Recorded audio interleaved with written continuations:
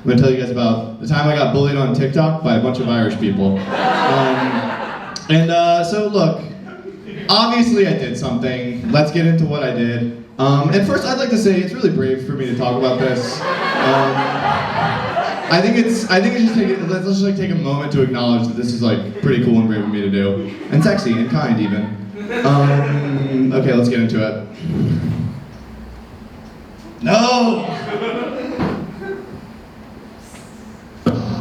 And if you're going to call me Irish, better put quarter in front of it. My dad's dad is from Dublin, and I've made it part of my personality. So I posted this on TikTok in the summer of 2020, and we don't need to watch it again. And what's important to understand is actually is that this was actually a reference to a kind of a really popular trend at the time, where half Asian women would post videos with their dad and say, and if you're gonna call me Asian, better put half in front of it. My dad is a conservative with an Asian fetish. So when you think about it this way, it was actually like it was a really smart and kind of intelligent and cool joke that I was making. But no one seemed to care about that in the moment. And right away I started to get a lot of engagement. I was really surprised about this, and I got 246 comments. And I'd love to just show you a couple of them real quick.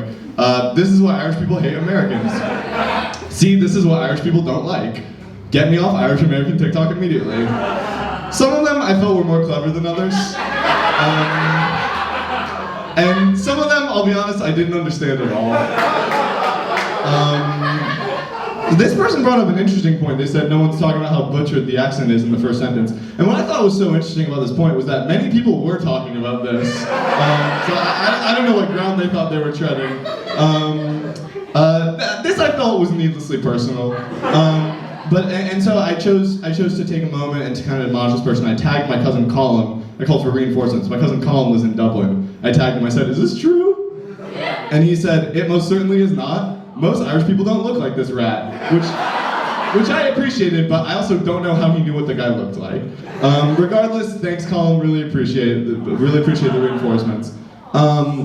This person came to my defense, which I appreciated, as did Coca Noodle, who said, "We accept you," which was nice, but after some cursory research, I was not able to find out where Coca Noodle is from, so I don't know necessarily who was accepting me, and thus I can't accept the acceptance. This one is my favorite. By the way, just fucking nailed it with that, right to the point. But one comment really stuck out to me. It's kind of like, it really struck me to my core. So a close reader had kind of noticed that in my caption I'd said that I had an Irish passport. And they said, these people bragging about getting a passport is so sickening when there's so many people in Ireland that were born here, grew up here, can't get one.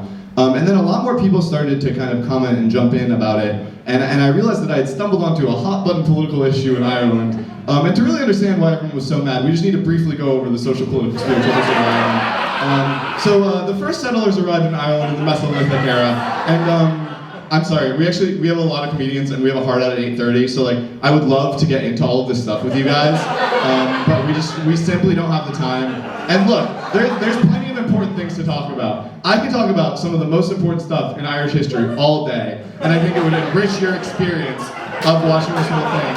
But I also do feel like it's just like I'd love to get into that stuff with you guys, but I just don't necessarily think we have the time. So let's just talk about Ireland in a religious context really quick.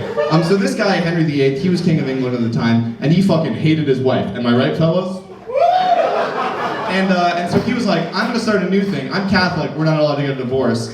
I'm gonna start a new thing, it's called divorce. And I'm gonna start a new church called the Church of England, and this way I can get divorced as many times as I want, and now everybody in England is gonna be Protestant, and everybody in Ireland is still gonna be Catholic. He actually went on to have 6 different wives. They made a musical about it, it's called Six. Which, fun fact alert, one more wife than acclaimed director Martin Scorsese, who actually had 5 wives. But if you got his long-term domestic partner, Eliana Douglas, same amount of wives, long-term partners. Regardless, there's a lot of stuff going on between Ireland and England. Now there's a religious aspect to it, which is not good for anybody at all. And the tensions are just getting hotter and hotter every day. And we don't like it at all. We also do need to briefly talk about the most important moment in Irish history, the potato famine, in which millions and millions of Irish people died. And a lot of historians actually contend that it was a genocide perpetrated by the British, so we're going to call it the potato genocide. And basically there's a lot of tensions between Ireland and England. it's because of religion, it's because of genocide, it's because of land ownership. And if you're struggling to understand it, I guess we could really think about it like Israel and Palestine. You know, that's probably a good, actually, wait, disagree with that. I didn't bring that up. No one can prove that I brought that up. Let's move on. The point is, there were a bunch of Irish people, and then a bunch of them died, and now Ireland has less people, and it still doesn't have the same amount of people, which leads to Irish world identity being defined by diaspora. Like, there's not that many people in Ireland, but people all across the world consider themselves Irish, and the Irish government considers them Irish if they have Irish ancestry, which is best exemplified in the folk song, There's No One As Irish As Barack Obama, which goes O'Leary, O'Reilly, O'Hare, and O'Hara, there's no one as Irish as Barack Obama. They also named a gas station in Ireland after him. By the way, Barack Obama, 1/8 Irish, less than me. But it leads to an unfortunate double standard where people in Ireland aren't able to get passports without going through like a lot of red tape and a lot of just like Byzantine processes. Wow, fucking nailed that sentence. Whereas pricks like me, whose grandpa was born in Dublin 100 years ago, can just very quickly mail a couple forms in, get it really quickly, and then just get a shorter line at the EU when they're going into Europe, which I did when I studied abroad in England. Please do not tell my family I studied abroad in England. This person kind of like summed up the issue of like the way Americans have never been to Ireland can get Irish citizenship because of a grandparent, but children of immigrants living in Ireland can't. To which I say, I actually have been to Ireland, so you know what? You can back off for a second. But no, okay, seriously, this is a big issue. It's bad. It's not good, and I didn't know what I stepped into with this. I don't know. Anyway, that was why I was bullied, and there were no other reasons why I was bullied. It was just because I'd stepped into a big political issue, and there was nothing else that I had done, and it was nothing about me personally. It was just kind of, you know, it was stuff outside of my control, and who can blame me for that? This person really summed it all up. You know, they said it's very American to hold on to whatever fragment of culture you possibly can in order to feel like you have some sort of identity. To which I said, yeah, that was the whole point. Thank you guys so much. Please do not follow me on TikTok.